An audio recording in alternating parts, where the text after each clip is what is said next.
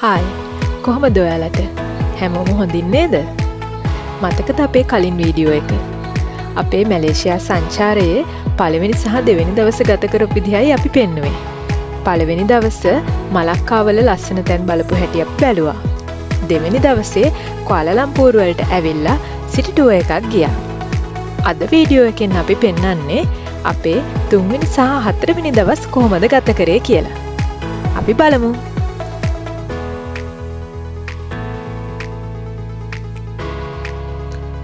ඉතින් අපි තුන්වෙනි දවස පටන් ගත්තේ චීන සම්ප්‍රදායට නිමවුණු ලස්සන පන්සලක් බලන්න ගිහිල්ලා.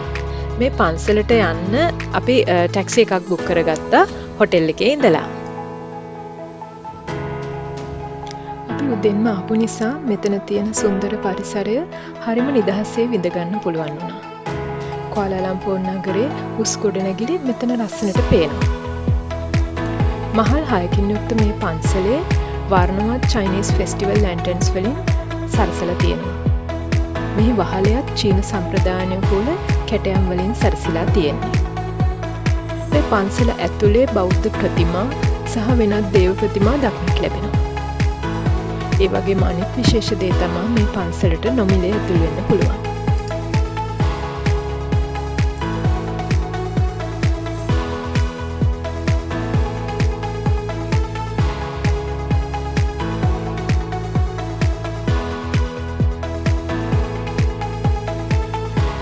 මීළඟ නැවතුමුන්නේ පුත්‍රජය.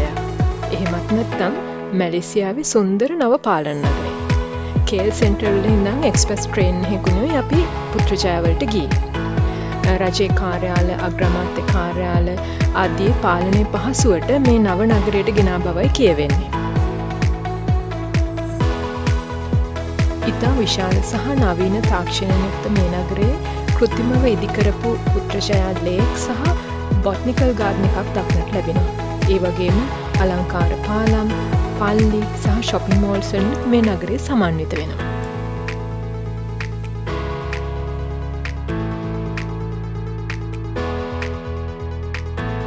අපි මේ නගරේ ලස්සන තැන් කීපයකම සංචාරය කළා. දවල්ට නම් මේ නගරේ හරිම රස්නේ. හැබැයි අපිත් එක්ක ආපු ඩ්‍රයිවර් කෙනෙක් කිව්වා රෑට මේ නගරේ ගොඩක් ලස්සනයි කියලා. ඒ වගේම රෑට ගොඩක් සංචාරකයොත් එනවා කියලා.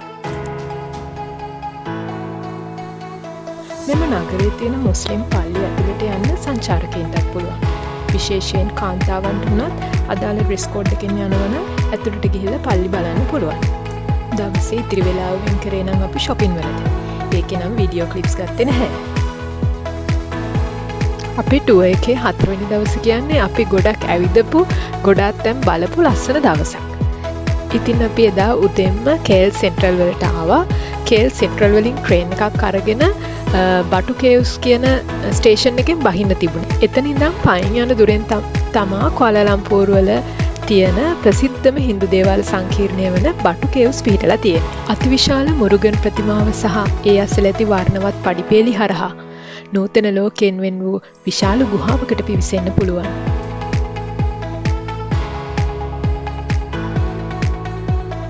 ගුහාව ඇතුලේ හින්දු දේවාල සංකීර්ණයක්ම දකින්න පුළුවන්. ඒ වගේම මේ විශාල හුණුගල් පර්වත අතරින් සූර්යාලෝකයේ ගුහාව ඇතුළට ගමන් කරන ආකාරයත් හරිම සුවිශේෂී දර්ශනයක්. හැබැයි බටු කේව්ස් බලන්න එනවා නම් වඳුරන්ගෙන් පරිස්සම් වෙන්න වෙනවා.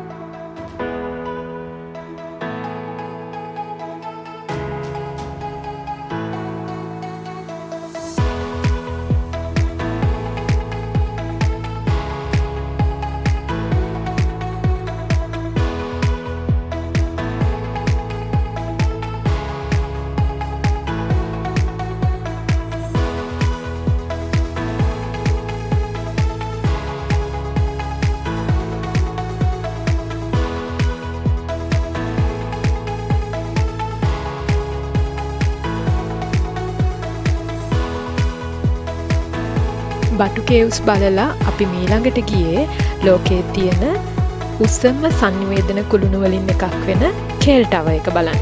කේල් ටවර් එක මීටර් 421ක් උසයි. ඒ වගේම මෙහි තියෙන විශේෂත්වය වන්නේ කේල් ටවර් එකේ නැග්ගට පස්සේ කුවාලාලම්පූර් නගරයේ 360 ඩිග්‍රී view එකම බලා ගන්න පුළුවන්.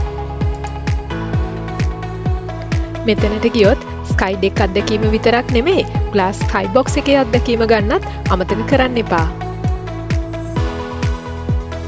ස්කයි බොක්ස් එක කියන්නේ කේල් ටවර් එකේ තියෙන ස්කයි ඩෙක් එකෙන් පිටතට ගියපු වීදුරු කුටීරයක් වගේ දෙයක්, වීදුරු කාමරයක් වගේ දෙයක්. මේක සම්පූර්ණයෙන්ම පැතිබිත්ති වගේම බිමත් සම්පූර්ණයෙන්ම ආවරණය වෙලා තියෙන ට්‍රාන්ස්පේරන්ට් ග්ලාසස් වලින්. එතකොට මෙතන ඉඳන් බලද්දි අපි අහසේ පාවෙනවා වගේ හැඟීමක් තමයි දැනෙන්නේ.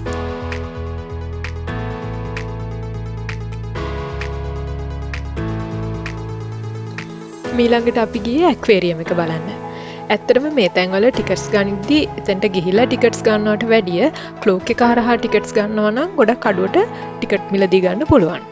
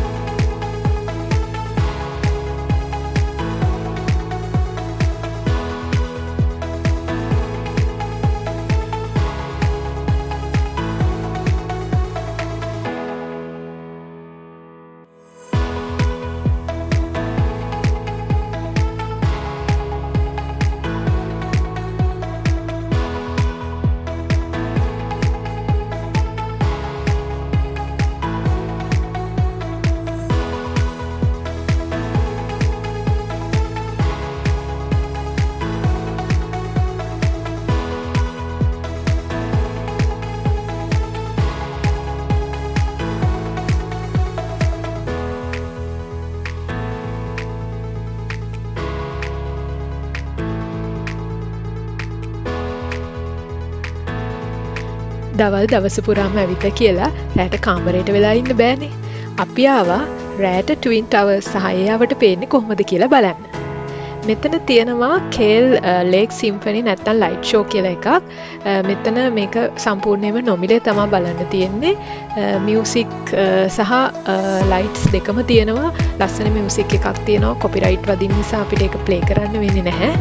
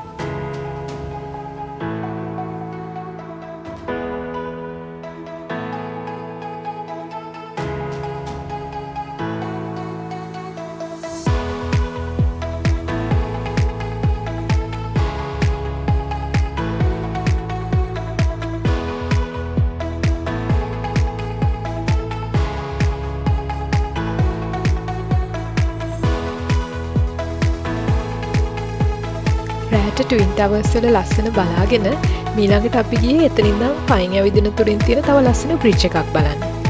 මේකෙත් ලයිට්ස් දාලා හරිම ලස්සනට වර්ණවත් වෙලා තිබුණා. ටනල් එකක් වගේ ඇතුළට ඇවිදගෙන යන්න පුළුවන් වෙලා තිබුණා. ඉතින් මෙහෙම තමයි අපේ මැලේසියා ටුවර් එකේ 3 වෙනි සහ 4 වෙනි දවස් ගත වුණේ. එහෙනම් ඉක්මනටම ඊළඟ වීඩියෝ එකත් අරගෙන එන්න. අපි ඊළඟට බලපු ලස්සන තැන්වල විස්තර කියන්න. පරිස්සමෙන් ඉන්න.